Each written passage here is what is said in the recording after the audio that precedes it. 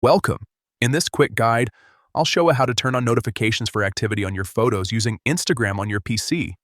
If you've noticed you're missing likes or comments, this simple update will make sure you stay in the loop. First, open Instagram in your web browser and log into your account if you haven't already. Once you're on your home feed, look toward the bottom left corner of the screen. You'll see 3 horizontal lines. Go ahead and click on that menu. A small panel will pop up with several options. From here, click on Settings.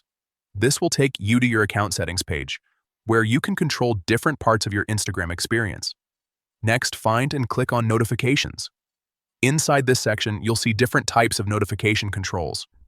What we're interested in is push notifications, so click on that to continue. Now you'll see a list of activity types that you can manage. Scroll down until you find the section labeled Likes and Comments on photos of you. This is where Instagram lets you choose who can trigger notifications for your posts. To make sure you never miss any engagement, select from Everyone.